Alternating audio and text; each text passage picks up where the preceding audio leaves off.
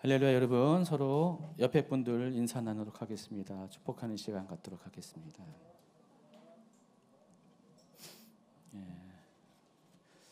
오랜만에 나온 분도 계시는 것 같습니다. 이런저런 이유로 이렇게 예배 못 나오다가 오랜만에 나오고, 또 예배에 계속 나오다가 또 못 나온 분도 있고, 그래도 우리는 그 예배의 그 줄기를 놓쳐서는 안 됩니다. 예배는 여러분의 그 메마른 대지에다가 강을 만드는 것입니다. 그렇죠? 여러분 이렇게 예배 안 드리면은 점점 심령이 메말라지고 건조해지고 나중에 사막과 같이 됩니다. 그래서 늘 언제나 힘써야 돼요. 예배를 참여하는 것들. 또 어쩔 수 없이 온라인으로 예배를 드리지만은 되도록이면은 현장 가운데 부어지는 은혜가 더 특별하니까 또 현장을 찾아오시기를 다시 한번 권면드립니다.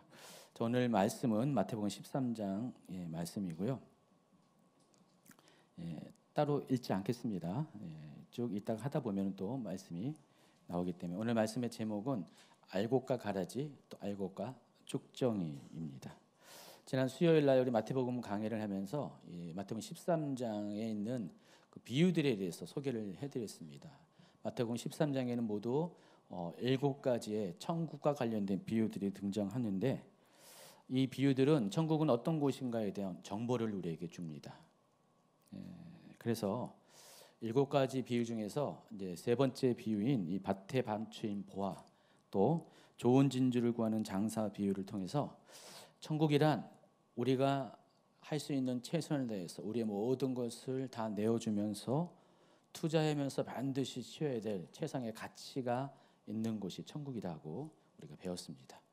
또 겨자씨 비유와 누룩 비유를 통해서는 여러분, 겨자씨 생명이 있죠. 누룩도 역시 마찬가지로 생명이 있습니다. 생명이 있는 곳은 비록 작게 시작하지만은 언젠가는 더 광대해지고 퍼져나가는 그런 존재라는 것을 배웠습니다. 천국도 그와 같습니다.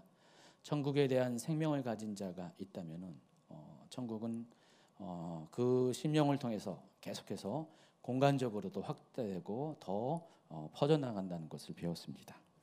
또 그물 비유를 통해서 이 마지막 때가 이르고 모든 사람이 하나님 앞에 서게 될 때 천국은 의인 가운데서 악인을 나누는 그런 곳이라고 배웠습니다. 여러분 주목하셔야 돼요. 의인 가운데 악인을 나누는 것이 천국입니다. 그래서 우리가 믿는다라고 스스로 생각하지만은 믿는 자 중에서도 하나님 뜻대로 행하지 않은 자는 악인으로 분류가 될 겁니다. 그리고 그런 사람은 천국에 들어가지 못한다는 두려운 경고의 말씀입니다. 자, 이렇게 천국 비유 안에는 여러 가지 천국에 대한 다양한 그런 모습들을 소개가 됩니다. 근데 이 비유들보다 앞서서 먼저 첫 번째와 두 번째 비유가 공통적으로 씨 뿌리는 자의 비유와 관련이 있습니다. 모두 다 씨 뿌리는 비유로 시작합니다. 한번 마태복음 13장 3절과 4절 또 24절 25절을 한번 같이 읽도록 하겠습니다. 예수께서 비유로 여러 가지를 그들에게 말씀하여 이르시되 씨를 뿌리는 자가 뿌리러 나가서 뿌릴새 더러는 길가에 떨어지매 새들이 와서 먹어버렸고, 또 예수께서 그들 앞에 또 비유를 들어 이르시되 천국은 좋은 씨를 제 밭에 뿌린 사람과 같으니 사람들이 잘 때 그 원수가 와서 곡식 가운데 가라지를 덧뿌리고 갔더니. 다 씨 뿌리는 것과 관련된 비유들입니다. 그래서 이 두 가지 비유는 구체적으로는 4가지 밭의 비유와 또 알곡과 가라지 비유로 또 나눌 수가 있습니다. 그래서 첫 번째 비유는 똑같이 씨 뿌린 자의 비유인데 4가지 밭이 나오고, 또 두 번째 비유에서는 가라지가 등장합니다. 그런데 천국 13장에 남아 있는 천국 비유가 모두 50절에 걸쳐서 기록이 되어 있어요. 근데 이 두 가지 비유가 씨 뿌린 자의 비유는 무려 그 중에서 86%에 해당하는 43절이 씨 뿌리는 자의 비유로 배정이 되어 있습니다. 그리고 또 이 씨 뿌린 자의 비유는 다른 비유와 달리 아주 구체적이고 상세한 해석이 나와 있어요. 예수님께서 직접 이 비유를 풀어주시는 그런 특별함이 있습니다. 자, 이 같은 사실이 의미하는 것은 이 씨 뿌린 자의 비유가 너무도 중요하다는 것입니다. 천국을 이해하는 데 있어서 매우 상당히 중요하다는 것을 우리에게 간접적으로 알려줍니다. 그래서 이 두 가지 비유를 좀 소개를 해드리겠습니다. 먼저 밭의 비유입니다. 이 첫 번째 이 씨 뿌린 자의 비유의 초점은 밭에 가 있습니다. 땅에 있습니다. 그래서 이 비유에는 모두 네 종류의 밭이 소개됩니다. 그리고 밭의 상태에 따라서 식물의 성장 상태와 속도가 서로 다르다는 특징을 갖고 있습니다. 그리고 최종적으로 좋은 땅에 심어진 씨에게서만 열매를 얻게 된다는 메시지가 여기에 있습니다. 자, 예수님께서 이 비유를 통해서 우리에게 알려주시는 것은 우리가 정말로 이 네 가지 밭 중에서 하나님 말씀인 씨가 떨어져서 우리 마음밭에서 자라서 온전히 성장해서 열매를 맺는 그런 사람이 천국에 들어가기 합당한 자라는 것을 우리에게 이 메시지를 통해서 가르쳐 줍니다. 좋은 땅만 있는 게 아니라 세 종류의 또 앞서 다른 밭들이 있는데, 그래서 이 길가밭과 같은 마음을 가진 사람들은 교만한 마음을 상징하죠. 길가밭은 씨도 먹히지 않는 그런 마음이 있잖아요. 하나님 말씀이 떨어졌는데 받아들이지 수용하지 못하는 그 교만한 마음. 또 돌밭과 같은 것은 씨는 먹히지만은 뿌리가 깊게 들어가지 못해서 싹이 나서 얼마 후에 환란이 닥치면은 금방 믿음의 열정이 스그러지고 또 다시 이전 상태로 돌아가는 그 상처난 마음을 가리킨다고 말씀드렸습니다. 또 세 번째 이 가시떨기밭은 하나님과 세상을 향한 두 가지 마음이 동시에 존재하는 그런 마음을 가리킵니다. 어쨌든 이 세 종류의 밭은 특징은 열매를 맺지를 못한다는 거예요. 좋은 밭과 달리 열매를 맺지 못합니다. 그리고 결국에는 그런 열매 맺지 못하는 마음밭을 가진 사람들은 천국에 들어가기 합당하지 않는다는 게 이 비유의 메시지입니다. 두 번째 씨 뿌린 자의 비유에서의 초점은 씨에 있습니다. 첫 번째 비유가 밭에 있다면 두 번째 비유는 씨에 관심을 둡니다. 여기에는 두 가지 씨가 소개됩니다. 좋은 씨와 가라지가 소개됩니다. 좋은 씨를 뿌리는 사람은 예수님이시고요. 그리고 가라지는 원수가 뿌렸다고 그랬습니다. 잠들어 있을 때 사탄이 와서 그 마음밭에 가라지를 덧뿌리고 갔다고 했습니다. 자, 오늘 그 마태복음 13장 24절 25절이 그 얘기를 하고 있는 것입니다. 예수님은 이 비유를 해석하시면서 거기 나오는 각각의 요소들을 또 해석해줘요. 좋은 씨는 천국의 아들들을 가리키고 가라지는 악한 자, 그 사탄의 아들들이라고 합니다. 그리고 추수 때는 세상 끝이라고 했습니다. 세상 끝에 어떤 일이 있습니까? 마지막 때 심판이 있게 되죠. 그래서 가라지는 결국 심판의 대상이 될 것이라고 이 비유를 해석해 드립니다. 따라서 씨의 종류에 따라서 천국에 들어가는 자와 심판을 당하는 자가 결정됩니다.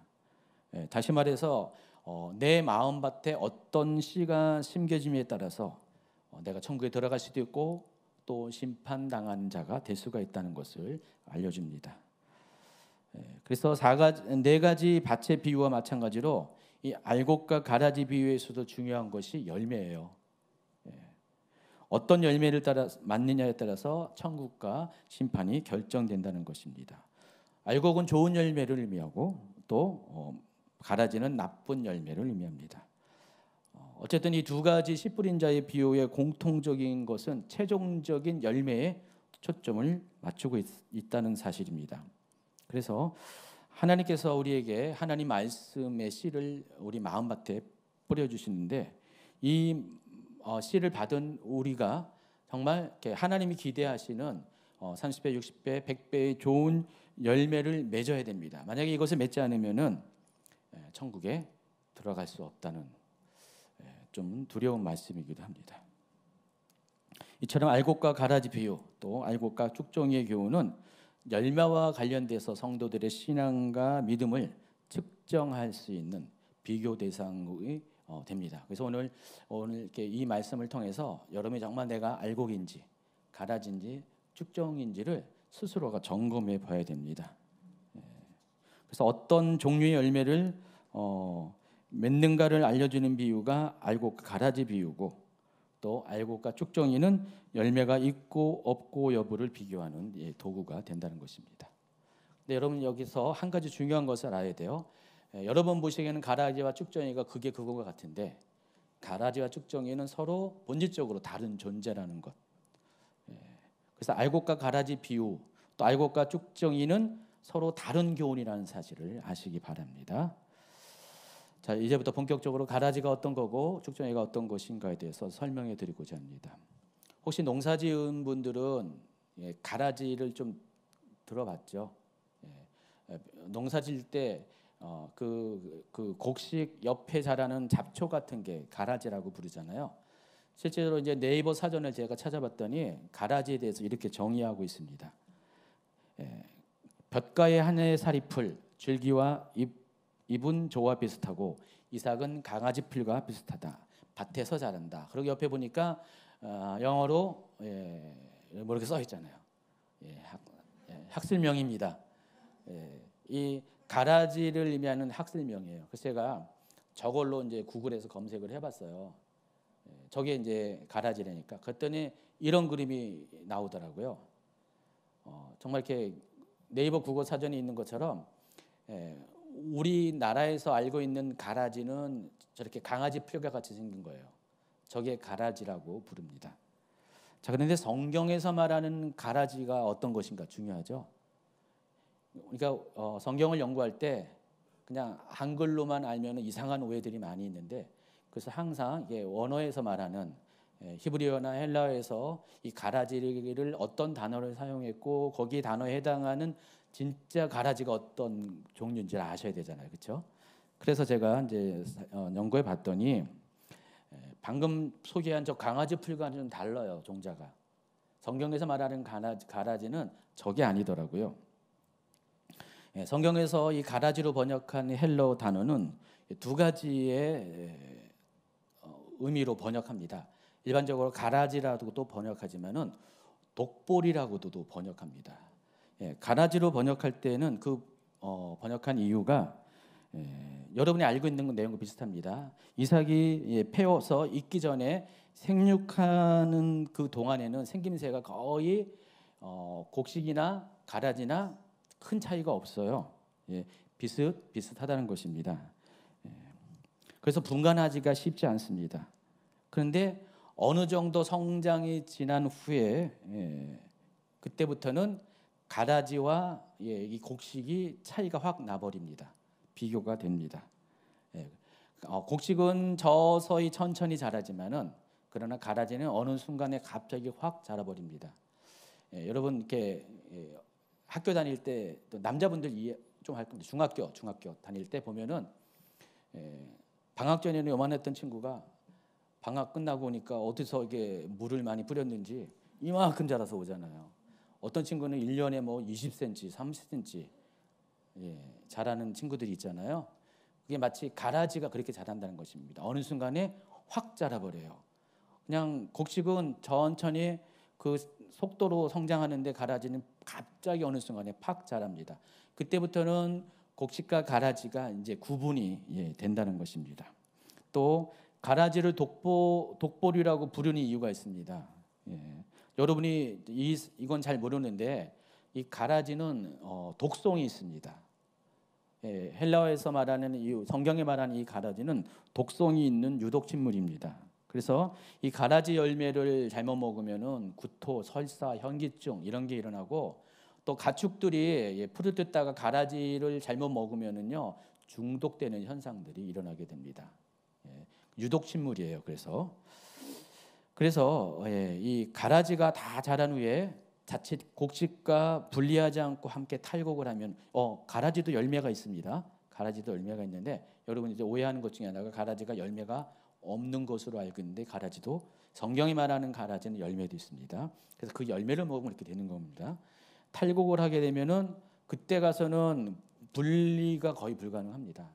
농사를 망치게 되는 거예요. 하나 농사를.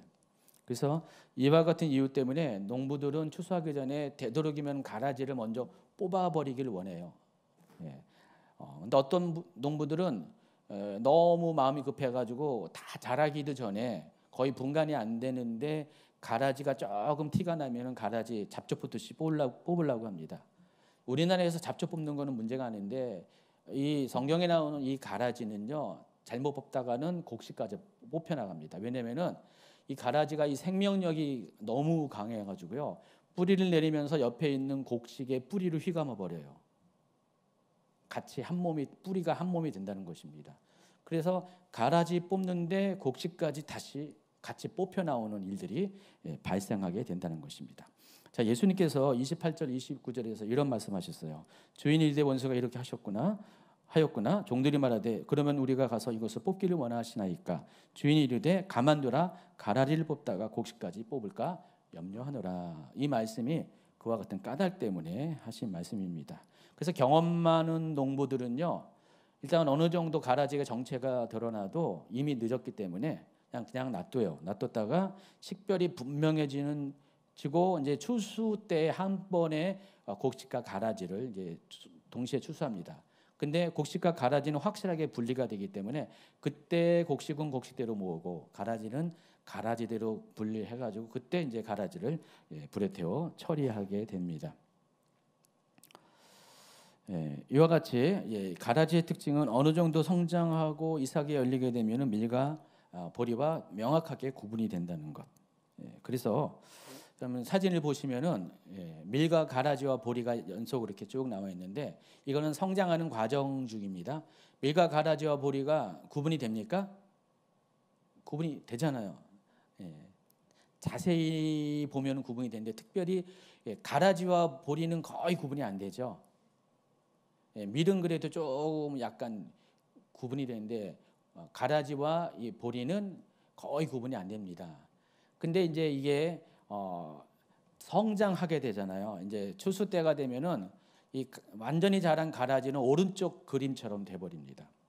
일반적으로 보리와 그 밀은 그 나달들이 빽빽하게 뭐 2줄, 4줄, 6줄 약간 차이겠지만 빽빽하게 채워져 있는데 근데 이 가라지 같은 경우는 그런 식으로 채우지 않고 지그재그로 이렇게 채워져 있습니다. 딱 봐도 티가 나잖아요. 그래서 저 가라지를 이 당시 이곳 사람들은 지네보리라고도 부릅니다. 모양이 지네처럼 비슷하게 생겼다 해가지고 지네보리라는 별칭도 주어지고 있습니다. 그 예수님 당시에 이 고대 근동에서는요, 서로 원수지간이 있는 사람 있잖아요. 농부들끼리 서로 막 싸우는 사람이 있으면은요, 그 원수에게 복수하기 위해서 어떻게 했냐면은 몰래 밤에 가가지고요 가라지를 심어 놓는데요. 오늘 이 말씀이 그거예요. 아까 28절 말씀이 원수가 가라지를 뿌리고 갔다는 그 의미가 그런 의미입니다. 그럼 어떻게 돼요? 가라지가 한번 씨가 뿌려지면 밭에서 자라게 되면은 그때부터는 아주 그 농부는 아주 복잡한 거예요. 이거를 뽑아낼 수도 없고 뽑아냈다가는 어느 정도 자라기 전까지 모르잖아요. 여기 밀인지 가라지 모르잖아요. 근데 어느 정도 자란 후에는 알게 돼요. 근데 이미 발견할 때는 이미 뿌리가 곡식의 뿌리를 휘감고 있기 때문에 처리가 불가능해요. 그러니까 아주 골칫덩어리입니다. 가라지가 뽑을 수도 없고 이런 경우가 종종 있다고 합니다. 자, 쭉정이를 소개하는데 쭉정이와 가라지는 본질적으로 달라요. 그래서 여러분 가라지는 곡식이 심겨진 다음에 거기에다가 원수가 와서 그러니까 이웃이 누군가가 와가지고 가라지 씨를 뿌린 거냐 씨가 다르잖아요. 근데 쭉정이는요 곡식과 씨가 같아요. 곡식 가운데서 쭉정이가 생성이 되는 겁니다. 그래서 어느 정도 자라다가 그리고 또 한참 자라다가 추수 때가 이를 때 알곡이 쭉정이로 변하는 거예요. 실은 알곡으로 되어가는 과정 속에서 모양은 똑같이 이삭이 패고 모양이 이제 알곡의 모양이 생기는데 문제는 쭉정이는 그 안에 내용물이 없다는 거예요. 껍데기까지는 똑같은데 내용물이 없는 게 쭉정입니다. 그래서 알곡과 쭉정이를 이렇게 비교하면 저렇게 사진에 나와 있는 것처럼 저렇게 다릅니다. 사진 다시 한번 보여주세요. 왼쪽 게 알곡이고 오른쪽 게 쭉정이에요. 아까 가라지하고는 확실하게 구분이 되는 거 아시죠? 그래서 쭉정이는 열매의 모양은 있어도 내용이 없는 이삭을 가리키는 단어가 쭉정입니다. 그 쭉정이는 알곡처럼 자라고 알곡과 함께 있습니다. 그래서 추수 때에 이 쭉정이는 처리하게 됩니다. 그래서 추수가 딱 되면은 알곡과 쭉정이를 한 번에 다 추수합니다. 추수하는데 아까 가라지는 나눠서 분리한 다음에 알곡은 알곡대로 가라지는 가라지인데 이 알곡과 쭉정이는 같이 한 번에 추수해가지고 털어내가지고 모아놓습니다. 그 다음에 어떻게 되냐면 저렇게 키질을 해요. 요즘은 저렇게 키질을 안 하겠죠. 옛날 방식이죠. 저렇게 키질을 하면은 알곡은 알이 꽉 차 있기 때문에 무겁죠. 그러면은 알곡은 키질을 하면은 그대로 저기 키에 뚝뚝 떨어져 있는데 가라지는 어떻게 해요? 가볍기 때문에 옆으로 떨어지게 됩니다. 그래서 알곡과 가라지가 자동적으로 이제 분류가 됩니다. 그러면 알곡은 곡간에 집어넣고 쭉정이는 어떻게 돼요? 불에 태워 없애버리죠. 쓸모가 없으니까. 설명한 바와 같이 알곡과 가라지 또 알곡의 쭉정이 비유는 모두 뭐와 관계가 있어요? 공통적으로 열매와 관련이 있다는 사실을 알 수가 있습니다. 그래서 먼저 이 가라지는 못된 열매, 나쁜 열매를 의미합니다. 그리고 가라지가 생긴 이유는 아까 말씀드린 것처럼 사람들이 잘 때 원수가 와서 곡식 가운데 가라지를 덧뿌리고 갔다 그랬어요. 마태복음 13장 25절 사람들이 잘 때 그 원수가 와서 곡식 가운데 가라지를 덧뿌리고 갔더니 그래서 이 비유를 설명하면서 예수님은 가라지의 출처가 바로 사탄이라는 것을 알려줍니다. 사탄이 하는 게 그거예요. 성도들의 마음에 혹은 또 공동체에 가라지를 몰래 와서 뿌리고 가는 놈이죠. 그 놈이 사탄입니다. 사탄이 한 일이 가라지를 뿌리는 일을 주로 합니다. 여기서 덧뿌린다라는 표현을 여러분 주목하시기 바랍니다. 자, 원래 무엇인가 있는 것에 추가하는 게 덧뿌리는 거예요. 원래 농부는 하나님은 사람 마음밭에 좋은 씨를 뿌려줬는데 사탄이 몰래 와서 그 좋은 씨 외에 이런 나쁜 씨를 독한 씨를 뿌려놓고 갔다는 것입니다. 그래서 덧뿌린다는 것은 무엇인가에 추가된 것을 말하는 것이죠. 가령 이것이 복음이라면은 하나님께서 우리에게 복음의 씨를 뿌렸습니다. 근데 복음의 씨만 자라서 열매를 맺어야 되는데 30, 60배, 100배의 열매를 맺어야 되는데 이 복음의 씨 외에도 사탄이 와서 몰래 와서 다른 씨를 다른 복음, 다른 교훈의 씨를 뿌려놓고 갈 수가 있었다는 것입니다. 중요한 것은 출처가 예수님이 아니라는 것. 실은 비슷해 보이지만은 예수님 말씀처럼 보이지만은 실제는 근원이 다르다는 것. 사탄이 뿌려놓은 씨라는 것을 아시기 바랍니다. 여러분 초대교회 역사 가운데 이런 일이 많이 있었어요. 물론 지금도 있지만은 초대교회 가운데 이런 문제들이 심각했습니다. 초대교회는 이제 일단은 1세기의 교회를 제가 전제해서 말하는 겁니다. 아직 이제 AD 100년이 되기 전에 그때의 교회 복음서가 이제 요한복음을 마지막으로 기록되는 그때 그 시기 성경의 신약 성경의 모든 것이 마감되는 그 1세기. 근데 여러분 성경은요 교회의 탄생과 함께 쓰여진 게 아닙니다. 교회가 탄생하고 나서 거의 한 세대가 지난 다음에 성경 기록되기 시작했습니다. 그래서 아무리 성경이 빠른 성경도 AD 50년대 그 정도밖에 안 돼요. 그래서 가장 빠른 성경도 50년 이전에 기록된 성경이 없습니다. 그리고 복음서들은 대부분 60년대, 70년대까지 가고 심지어 요한복음은 90년대까지 가요. 그래서 이때면 이미 교회는 어느 정도 이제 성장을 하고 교회에서도 한 세대, 두 세대가 지나가는 그때의 그 신약 성경들이 기록이 되었습니다. 그러면은 그 교회들은 신약 성경이 없을 때 어떻게 하나님 말씀을 듣고 어떻게 교육을 받고 어떻게 또 설교가 전해지고 그렇게 했을까요? 기본적으로 구약 성경이 있겠죠. 그리고 나서 초기에는 사도들이 적어도 AD 60년대까지는 사도들이 다니면서 자기들이 직접 예수님한테 들은 복음 또 예수님이 행하신 행적들을 그것들을 설교의 주제로 소재로 삼아서 말씀을 전했습니다. 그리고 나서는 그 사도들의 제자들 그런 식으로 그러니까 속사도라고 하는데 그런 사람들 그 이후의 시대는 뭐 교회의 아버지라고 부르는 교부들 이런 식으로 진행이 됩니다. 그렇지만은 신약 성경은 아직 그때까지 없었어요. 없다 보니까 다 그와 같이 증인된 사람들의 말씀을 전했어요. 근데 그들은 서서히 시간이 지나면서 이제는 이제 나이가 들어서 세상을 떠나고 또 그들은 교회가 점점 확장되면서 그들이 미치는 영향력이 미치는 그런 것도 한계가 있습니다. 자, 그럼 어떻게 됩니까? 교회는 구약 성경은 있지만은 특별히 이방인 교회를 생각해 보세요. 이방인 교회 같은 경우는 구약 성경에 대해서 익숙하지도 않잖아요. 그러니까 우리식으로 말하면 이제 갓 복음을 듣고 그냥 가장 기초적인 그런 수준에 머무는 사람들입니다. 십자가 복음, 또 어떤 교회는 성령조차도 알지 못했어요. 그러니까 사도 바울이 다니면서 성령을 소개하기도 하고 막 그랬잖아요. 아직 초보 단계에 있는 교회가 많았습니다. 그래서 그들은 이 말씀의 기반이 상당히 약했어요. 자, 그런 상황 가운데 유대로부터 사람들이 그 이방인 교회에 와가지고 이상한 소리를 하기 시작하는 거예요.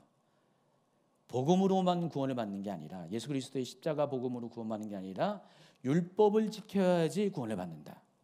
자, 이걸 가리켜서 율법주의라고 부릅니다. 율법과 율법주의는 잘 구분하시기 바랍니다. 그러니까 율법주의는 구원과 관련돼서 율법을 통해서 구원을 받는다는 주장이 율법주의입니다. 이거는 잘못된 주장입니다. 자, 이런 이야기를 막 이야기하고 다닙니다. 그래서 이 문제가 처음 이제 이렇게 드러난 게 수리아에 있는 안디옥 교회입니다. 안디옥 교회는 바나바가 담임 목사였고요, 바울이 동역자였습니다. 그래서 거기 안디옥 교회는 절대 다수는 이방인들이었고요. 그리고 그 중에 또 유대인들이 섞여 있는 그런 국제교회의 형태로 갖고 있었습니다. 일단은 리더십은 헬라어를 할 줄 아는 유대인들, 바울과 바나바와 같은 사람들이 리더십을 갖고 있었습니다. 그런데 그곳에 유대로부터 예루살렘으로부터 예루살렘 교회에 있는 사람들 중에 어떤 사람들이 와가지고 그와 같은 이야기를 하는 거예요. 그랬더니 거기 있는 이방인들이 혼란이 오게 됩니다. 이방인들이 어떻게 유대인이 지키는 모든 율법들을 지킬 수가 있습니까? 음식 규정, 정결 규정 이런 걸 지킬 수가 없거든요. 그러니까 굉장히 혼란스러운 상황이 되니까 이들이 이 문제를 가지고 예루살렘에 있는 사도들에게 어떻게 해야 될지를 이렇게 질문하는 사절자를 보냅니다. 그래서 바울과 바나바가 대표로 예루살렘 교회를 방문해서 사도들과 함께 이 문제를 가지고 회의를 하는데 그 내용이 사도행전 15장에 기록이 되어 있는데 AD 49년에 일이 있었고요. 이걸 가리켜서 제1차 예루살렘 공의회라고 부릅니다. 자, 뭐 예루살렘 공의회에서 뭐 수백 명, 수천 명이 모인 게 아니라 그냥 사도들과 바울과 바나바 요 정도 수준의 사람들이 모여서 이 문제를 의논을 합니다. 사도행전 15장 1절은 이렇게 시작해요. 어떤 사람들이 유대로부터 내려와서 형제들을 가르치되 너희가 모세의 법대로 할례를 받지 아니하면 능히 구원을 받지 못하리라. 그래서 이 문제를 가지고 의논한 끝에 결국 어떻게 해요? 사도 야고보가 이것을 정리를 했습니다. 하나님이 절대로 싫어하는 4가지만 하지 않는다면은 이방인들은 율법을 지키지 않아도 교회의 멤버십으로 우리가 받아들인다. 이와 같은 결정을 합니다. 자, 이 예루살렘 공회가 굉장히 중요한 이유가 이걸 계기로 해서 이방인 교회가 아무런 부담 없이 점점 더 빨리 복음이 전파될 수가 있었다는 것입니다. 얼마 후에 이제 이런 문제가 안디옥 교회만 있는 것이 아니라 사도 바울이 앞서 복음을 전했던 그 소아시아 지역에 지금 현재 터키에 있는 이방인 교회들에게도 같은 문제가 생깁니다. 그러니까 수리아보다는 그 소아시아 쪽이 아무래도 유대인 비중이 더 작을 수밖에 없어요. 이방인이 절대 다수입니다. 그러니까 이방인 교회라고 말하면 돼요. 그 중에 하나 갈라디아에 있는 교회들에게 이런 문제가 심각하게 발생했습니다. 그래서 갈라디아의 교회에 똑같이 예루살렘에서 일단의 무리들이 와가지고 똑같은 주장을 하는 거예요. 너희가 십자가 복음으로만 구원을 받는 게 아니라 너희도 똑같이 유대인처럼 율법을 지켜야지 구원을 받는다. 이 얘기를 하니까 이들도 굉장히 혼란스럽습니다. 이 소식을 들은 사도 바울은 이 문제를 해결하기 위해서 편지를 기록했는데 그것이 갈라디아서입니다. 그래서 갈라디아서 1장 7절과 8절에는 이와 같은 이야기가 있습니다. 한번 같이 읽어볼까요? 다른 복음은 없나니 다만 어떤 사람들이 너희를 교란하여 그리스도의 복음을 변하게 하려 함이라. 그러나 우리나 혹은 하늘로부터 온 천사라도 우리가 너희에게 전한 복음 외에 다른 복음을 전하면 저주를 받을지어다. 여러분 아주 센 말을 합니다. 제가 여러분 저주를 받을지어다 하면은 목사님 왜 그러세요? 참아주세요. 아무래도 목사님 아무래도 그래도 그렇지 어떻게 목사님 입에서 저주 얘기를 꺼냅니까? 이렇게 얘기할 거 아니에요. 얘기 안 할 거예요? 당연히 얘기할 거죠. 근데 사도 바울은 실제로 이렇게 아주 센 말을 강한 말을 했어요. 사도 바울이 이 정도로 말을 한다는 것은 이 다른 복음에 대한 사도 바울의 이 생각이 아주 심각성을 느낀 거예요. 이걸 통해서 겨우 어린아이처럼 걸음마했던 이방인 교회 신앙인들이 다 무너져 가고 있으니까. 그러니까 이것에 대해서 반대하고 저지하고 배격하기 위해서, 그러니까 율법주의로부터 성도들을 보호하기 위해서 갈라디아에 있어서 사도 바울은 다른 복음은 없고 다른 복음을 전하는 자는 천사라 할지라도 저주를 받을 것이다라고 강하게 선언을 합니다. 여러분, 구원은 예수 그리스도의 복음으로 충분합니다. 아멘. 근데 거짓 교사들은 구원받은 이후에도 이방인에게도 똑같이 유대인과 같은 율법을 지켜야만 하는 구원을 받는다는 주장을 하고, 이것은 예수님의 가르침이 아닙니다. 예수님이 이것 때문에 죽으신 것이 아니라는 것입니다. 사도들이 이것 때문에 순교한 것이 아니라는 것입니다. 모든 율법에서 자유하게 해서, 그러니까 율법을 지키지 말라 그 뜻이 아니라 율법에 속박해서 율법주의로부터 자유하기 위해서 예수님께서 십자가를 지신 것이기 때문에 이것은 예수님의 의도와는 다른 거짓 교훈, 거짓 가르침, 다른 복음이라는 것입니다. 사탄은요, 이와 같이 거짓 교사들을 도구 삼아서 사람들로 하여금 구원을 잃어버리도록 하기 위해서 이 원래의 가르침을 속이는 덧붙이는 이 가르침을 전했다는 것입니다. 이게 바로 가라지라고 부르는 것입니다. 근데 여러분, 이 가라지가 언제 숨겨진지 아십니까? 오늘 이제 비유해서 보니까 사람들이 잠을 잘 때 이 가라지가 숨겨진다고 했습니다. 사람들이 잠을 자면 원수가 와서 가라지를 덧붙이고 간다고 이야기를 하고 있습니다. 여러분, 이 비유는 상징적인 거죠. 또 당연히 영적인 해석이 필요하죠. 그래서 이 잠잔다는 것은 영적인 잠을 의미하는 것입니다. 졸고 있다, 잠을 자고 있다는 것은 영적으로 깨어있지 못한 상태를 말하는 것입니다. 만일 여러분이 졸고 있거나 영적으로 졸고 있거나 또 잠들어 있으면요, 사탄은 어김없이 와가지고요 하는 일이 여러분에게 가라지를 덧붙이고 간다는 것입니다. 조는 틈을 타서 여러분도 눈치채지 못하게 한 가지를 덧뿌리고 간다는 것입니다. 이상한 복음, 이상한 가르침을 여러분에게 덧붙이고 가는데, 처음에는 몰랐다가 어느 정도 그것이 자라다가 어느 정도 되면은 그것이 여러분 신앙 가운데 문제를 일으키게 된다는 것입니다. 또 아까 말씀드린 것처럼 이 가라지를 독보리라고 했잖아요. 이 가라지를 잘못 먹으면 어떻게 돼요? 이상한 교훈을 잘못 먹으면 탈나요. 몸이 상합니다. 건강을 해치게 됩니다. 성도들 중에서 이런 분이 있어요. 뭣도 모르고 그냥 다 좋은 줄 알고 먹습니다. 먹고 구토하고 설사하고 그런 분들이 생기게 됩니다. 여러분, 말씀에 대해서 사모하는 건 좋은데 잘 골라 드셔야 돼요. 그리고 여러분이 또 상태가 안 좋을 때는 다른 거 먹지 마세요. 여러분 보시기에 내가 상태가 안 좋다, 다른 거 먹지 마세요. 그럼 이제 희한하게 그건 중독성이 있습니다. 가라지는요. 먹고 나면 계속 중독돼가지고 또 먹고 하면은 독이 축적되는 것도 모르고, 처음에는 그냥 그렇게 먹다가 나중에 독이 축적되는 것도 모르고 그렇게 먹게 된다는 것입니다. 중요한 것은 여러분, 이 가라지는 우리가 먹어야 되는 건 아니에요. 우리가 먹어야 되는 것은 가라지가 아니라 알곡입니다. 하나님이 우리에게 좋은 씨를 뿌려준 거, 그걸 먹어야 되는데 그렇게 가라지를 먹게 되면은 시간이 지나면서 가라지가 어느 순간에 정체를 드러내게 됩니다. 처음에는 식별이 안 되다가 어느 정도 이렇게 자라가 되면은 가라지가 구별이 된다는 것입니다. 그래서 일정한 수준의 성장이 있은 후에 이 열매와 곡식과 가라지가 확실하게 구분이 됩니다. 무엇을 통해서 알 수 있게 됐냐? 열매를 통해서. 아까 사진에서 보는 것처럼 가라지의 열매는 확실하게 밀과 보리와는 다르잖아요. 지그재그로 진해처럼 생겨나잖아요. 그걸 보고 이것이 확실하게 가라지라는 것을 알 수가 있습니다.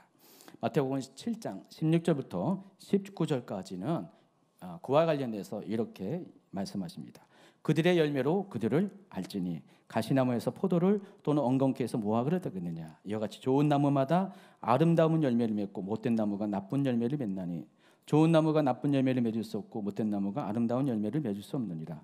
아름다운 열매를 맺지 아니하는 나무마다 찍혀 불에 던져지느니라.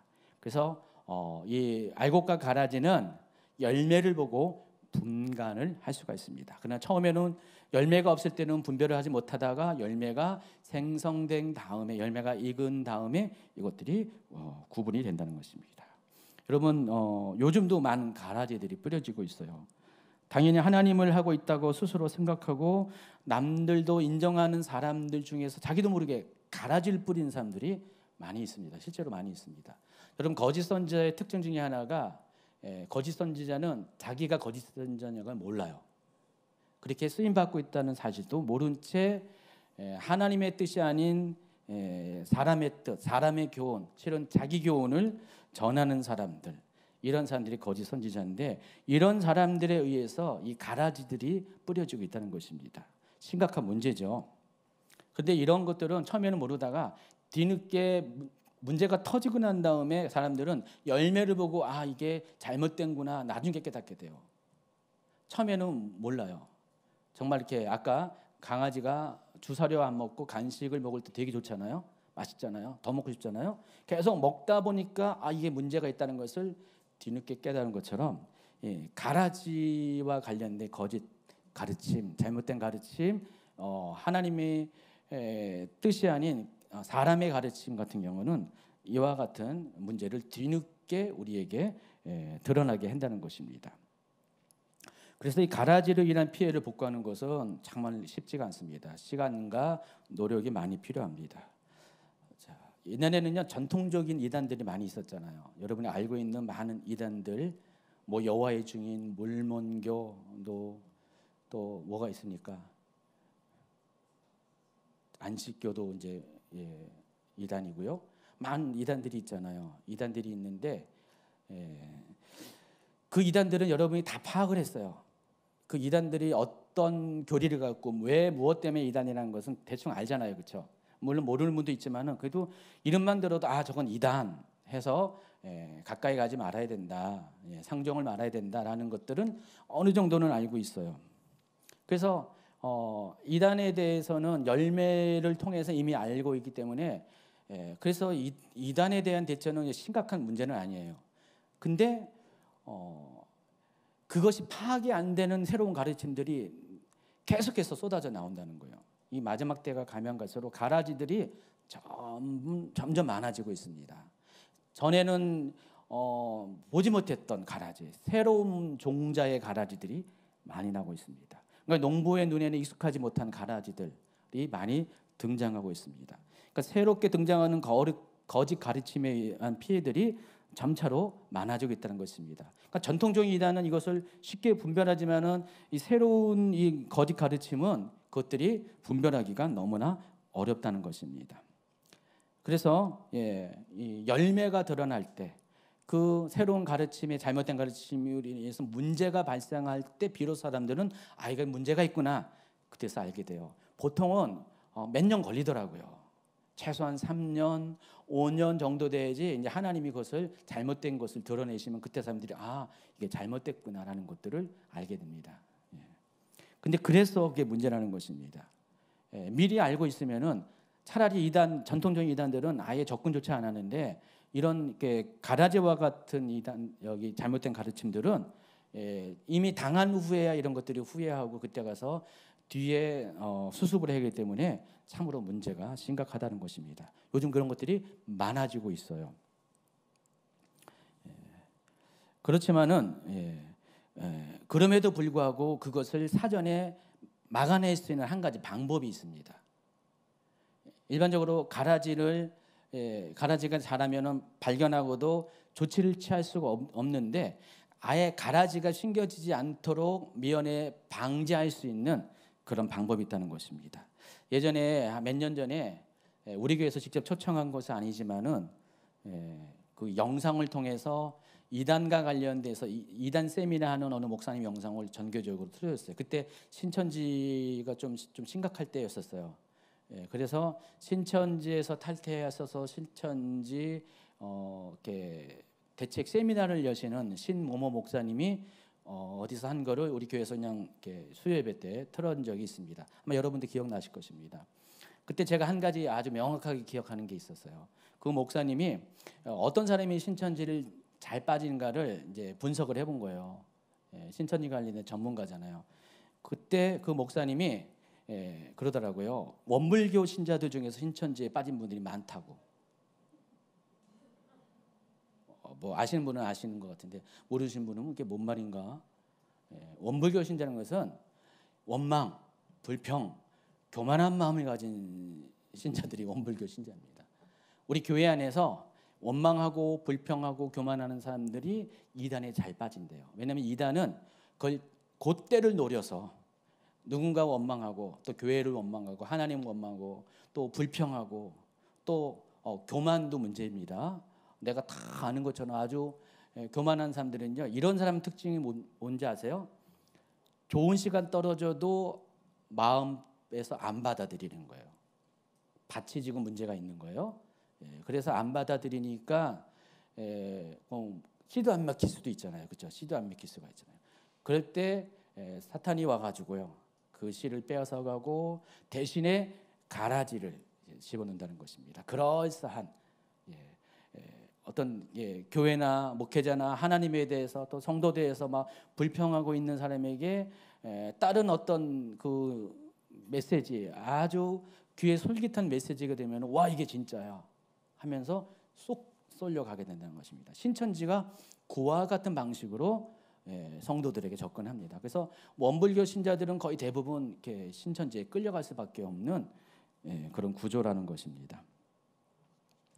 그래서 가라지가 독보리가 된 이유가 이겁니다. 이 가라지를 잘못 먹으면은 독보리를 먹은 것처럼 그와 같이 건강을 해치는, 영적인 건강을 해치는 문제가 발생하게 된다는 것입니다. 일단 이걸 먹으면은요, 사람 이상해지더라고요. 언젠가부터 정상적인 우리가 알고 있었던 그 사람이 아니에요. 뭔가 바뀌어져 있어요. 말하는 것도 바뀌어 있고 말투도 바뀌어 있고 생각도 많이 바뀌어 있습니다. 이게 계속 많이 먹으면 중독이 돼 버리면요, 고치기가 참 쉽지 않는다는 것입니다.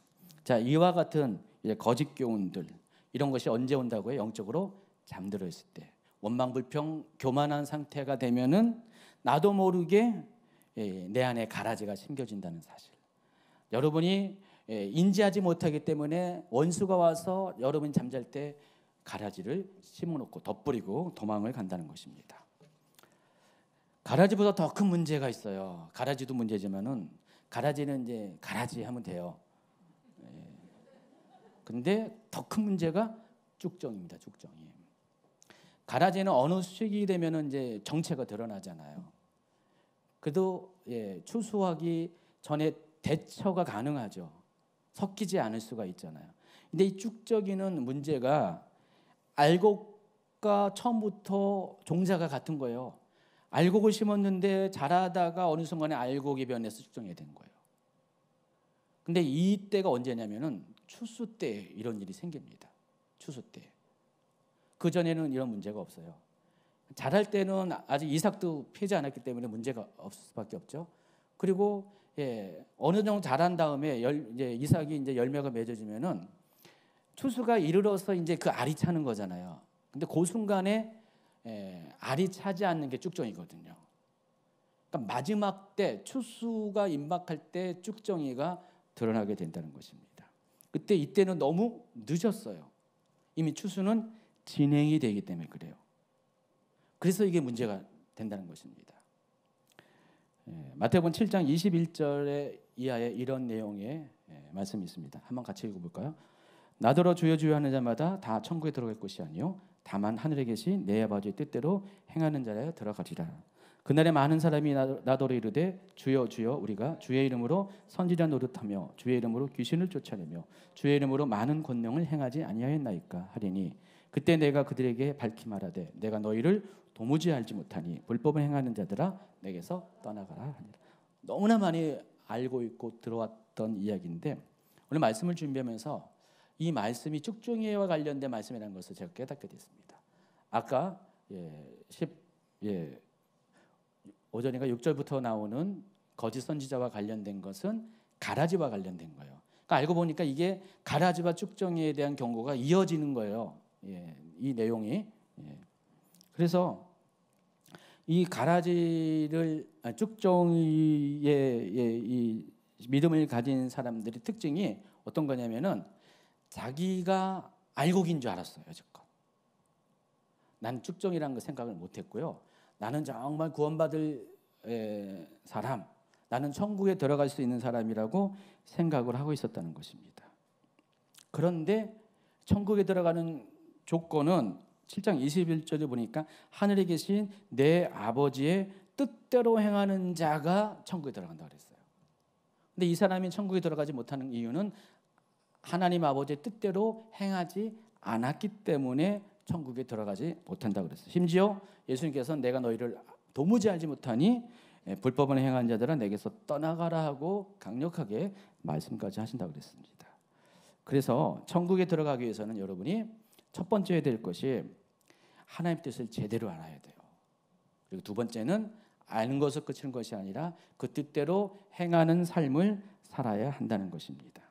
자, 이런 면에서 진짜로 우리 주변에 쭉정이들이 많이 있다는 것, 여러분도 쭉정이일 수가 있다는 사실을 심각하게 오늘 좀 슬프지만 생각을 해보시기 바랍니다. 사람들은 왜 알곡이라고 자기는 구원 반드시 천국에 들어갈 것이라고 생각을 하고 있을까요? 늘 우리는 교회 안에 머물고 있고요, 예배 안에 머물고 있고, 뭐 여러 가지 봉사 일도 하고, 나는 성경도 읽고 우리 통독하고 있잖아요. 또 큐티도 하고 한마디로 모범적인 신앙생활을 하고 있기 때문에 자신은 전혀 문제가 없다고 생각을 합니다.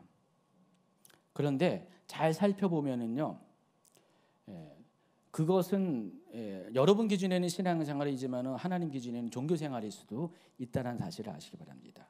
종교는 딱딱한 겁니다. 죽은 겁니다. 겉모습만 남아있고 신앙은 어떻게 해요? 내용이 있는 거죠. 신앙생활은 어떤 것을 가리키냐면은 정말 내가 하나님에 대해서 목마른 것, 그게 신앙이에요. 앙망하는 거잖아요. 믿음으로 앙망하는 거잖아요. 신앙은 하나님에 대해서 알기를 원하는 거예요. 간절히 갈망하는 거, 디자이어하는 거, 이게 신앙입니다. 여러분 가운데 그 하나님에 대해서 그렇게 갈망하는 게 있습니까 지금? 어유 갑자기 그냥 쭉전이가 내기 싫어서 와, 그래요. 좋은 모습입니다. 하나님의 뜻을 알기 위해서 목마르십니까? 하나님과의 친밀감을 누리기 위해서 여러분이 정말 하나님 앞에 최선을 다해서 나아가고 있습니까? 앞에 종교적인 것들을 잘 못할 수도 있어요. 그러나 여러분의 마음에 정말 하나님에 대한 목마름이 없고 하나님에 대해서 하나님의 마음을 느끼고자 하는 것, 하나님은 과연 어떤 마음을 갖고 계실까? 나를 향한 하나님의 그 마음이 어떤 것일까? 나를 어떻게 생각하실까? 뭐 이런 등등의 하나님과의 나와의 그 친밀감 안에서의 하나님과의 깊은 영적 교제, 이런 것이 없다면은 여러분 종교 생활을 하는 거예요. 겉모양은 알곡처럼 생겼지만은 그러나 안에 내용물이 없기 때문에 쭉정이라는 것입니다. 그래서 그 쭉정이 아까 사진 보였지만은 모양은 알곡이지만은 안에는 비어 있기 때문에 쭈글쭈글하잖아요. 추수 때가 되면은 완전히 볼품 없는 모습으로 돼서 농부가 알곡과 쭉정이를 한꺼번에 걷어서 키질을 해가지고 알곡은 날려버린다는 것입니다. 그래서 여러분이 쉽게 내가 알곡인지 쭉정인지를 더 구분할 수 있는 방법이 있습니다. 아까도 이렇게 좀 아까도 소개했지만은 산상수훈은요, 실은 그 부분에 대해서 우리에게 많은 정보를 줍니다. 산상수훈을 통해서 여러분이 내가 알고 있는 측정일을 확인할 수 있는 지침들이 있습니다. 체크리스트를 여러분이 거기를 통해서 발견할 수가 있습니다. 그럼 마태복음 6장 1절부터 18절까지는 세 가지의 유대인의 온전법에 대해서 소개하는데, 첫 번째는 구제, 두 번째는 기도, 세 번째는 금식이죠. 그러니까 구제와 기도와 금식은 유대인들은 반드시 해야 될 종교적인 의무입니다. 예수님은 그 이야기를 하면서 그들이 구제와 기도와 금식은 열심히 하고 있지만은 껍데기만 하고 있는 그들의 모습을 질타합니다. 그게 뭘까요? 구제와 기도와 금식은 하나님 앞에 하는 거죠. 은밀한 중에 계신 하나님 앞에 구제하고 또 기도하고 금식도 그렇게 하는 건데, 당시의 종교 지도자들 유대인들의 대다수는 그렇게 하지 않고 외식을 했습니다. 외식 좋아해요. 사람 앞에 보이려고 하는 행동, 마치 연극 배우처럼 하는 행동, 겉으로는 진짜같이 보이지만 속엔 알맹이가 없는 것들, 마음의 뜻이 없는 것들, 하나님에 대해서 생각도 없이 그냥 종교적인 그런 습관을 쫓아서 하는 것, 그게 외식입니다. 자, 이러한 자들은 쭉종이에요. 그렇죠? 또 19절부터 34절까지는 재정과 관련돼서 예수님이 가르침을 주시는데, 거기 보면은 두 종류의 사람들을 소개해요. 땅의 보물을 쌓아둔 사람, 하늘의 보물을 쌓은 사람. 또 후반부에 보면 어떻게 돼요? 그 세상 일로 인해서 무엇을 먹을까 마실까 입을까를 염려하는 사람, 또 그럼에도 불구하고 하나님께서 나에게 공급해 주시고 채워주신 것을 믿음으로 생각하는 사람. 이렇게 두 종류의 사람들을 대비하면서 무엇이 알곡이고 무엇이 축종인지를 우리에게 알려줍니다. 재물을 하늘에 쌓아둔 것, 소망을 하늘에 쌓아두는 사람, 재물보다는 하나님을 주인으로 섬기는 사람. 그렇기 때문에 그 하나님을 신뢰하고 염려하지 않고 믿음으로 생각하고 기대하는 사람, 이런 사람이 알곡이라는 것입니다. 7장으로 넘어가면은 비판하지 말라로 시작하잖아요. 비판은 정확하게 번역하면 판단인데, 판단하지 말라, 정죄하지 말라, 이렇게 이야기했습니다. 그래서 이 쭉정이 같은 사람들은 사람을 정죄하는 사람입니다. 판단하는 사람입니다. 그러나 알곡 같은 사람들은 오히려 그런 상황 가운데 그를 위해서 중보하는 사람, 기도로 대접하는 사람, 그런 사람들이 알곡입니다. 계속해서 이런 흐름 가운데 마태복음 6장 7장 산상수는 진행이 됩니다. 자, 그것만 봐도 여러분 뭐 알곡과 축종이를 구분하는 거 어렵지 않잖아요, 그렇죠? 솔직히 이렇게 생각해 보세요. 여러분, 나는 알곡인가 축종인가? 솔직히 손들란 소리는 절대로 안 하겠습니다. 집에 가서 금요일날 영성일지 쓰라고 했잖아요. 예수 동행일지 쓰니까 오늘 가서 한번 쓰세요. 나는 정말 알곡인지 축종인지 솔직하게 기록을 하시기 바랍니다. 저한테 보내지 마시고. 주님은요, 이 쭉정이와 같은 사람을 모른다고 한다고 그랬어요. 마지막 때가 되면 내가 너희를 도무지 알지 못하니 불법에 행한 자들아 나에게서 떠나가라. 왜 주님이 그들을 모른다고 하셨을까? 몰라서 몰랐다고 그랬을까요? 알죠. 당연히 아시죠. 왜 모르시겠어요? 근데 주님이 그들을 모른 채 하는 이유가 있습니다. 다시 말해서 그들을 상관하지 않다. 너는 나와 관계가 없다라는 것입니다. 제가 이 말씀을 보면서 왜 그랬을까 곰곰이 생각해봤는데, 실은 이게 주님이 우리를 나중에 대하는 방식은 우리가 이 땅에서 주님을 대하는 방식과 비례한다는 사실을 알 수가 있어요. 우리가 주님을 여기서 사랑하면은 우리 주님도 우리를 사랑하십니다. 그렇죠? 사랑한 자들께 대우하시는 거죠. 근데 우리가 주님을 사랑하지 못했으면은 또 우리는 그곳에서 주님의 사랑을 받을 근거가 없는 것입니다. 이 땅에서 우리가 주님을 알려고 노력을 했다. 그러면 주님도 당연히 그런 우리를 알고자 하셨을 것입니다. 그러니까 우리가 먼저 주님을 알기를 원하지 않았고 주님을 모른 채 했기 때문에 주님도 우리를 모른 채 할 수밖에 없다는 것입니다.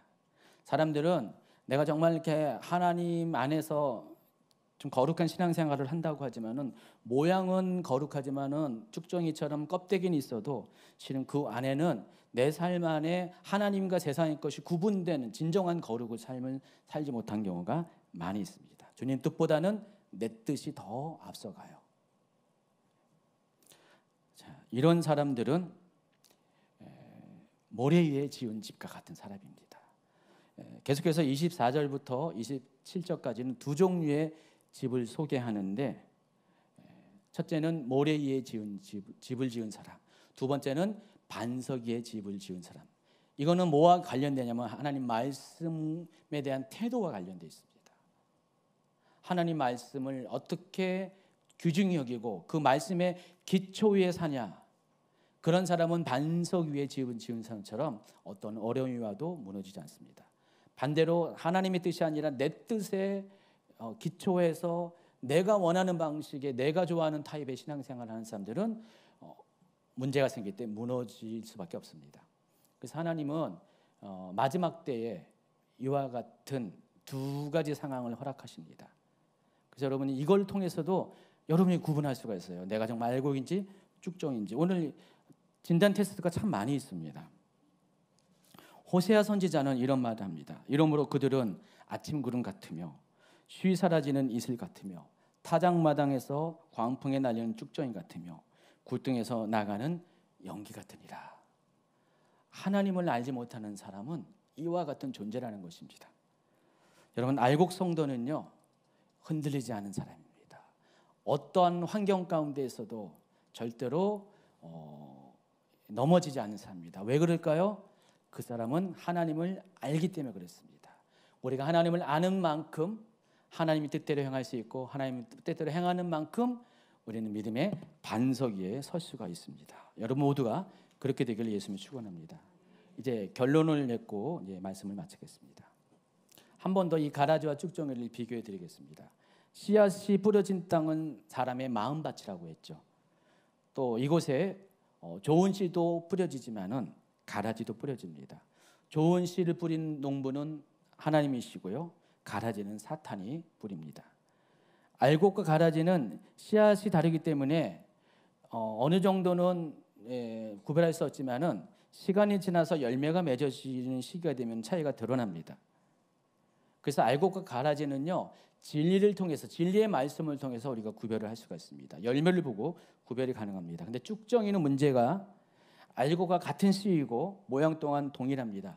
그리고 이것은 정말 추수할 때가 되었을 때 비로소 드러나기 때문에 구별하기가 쉽지 않는다는 것입니다. 두 가지 모두가 다 어떻게 돼요? 가라지로 존재하는 한, 쭉정이로 존재하는 한 천국에 들어갈 수가 없습니다. 밖에 버려져서 불에 태워지게 되는 운명을 맞이하게 됩니다. 그래서 우리가 그와 같은 마지막 때가 오기 전에, 심판의 때가 오기 전에, 추수의 때가 오기 전에 우리의 모습이 과연 어떤 것인지를 분별해야 돼요. 내 안에 있는 가라지와 같은 것이 있는가? 정말 내가 이렇게 잠잘 때 내가 원망하고 불평하고 교만한 상태에 있을 때 어떤 다른 것을 통해서 내 안에 오염된 것이 없는가?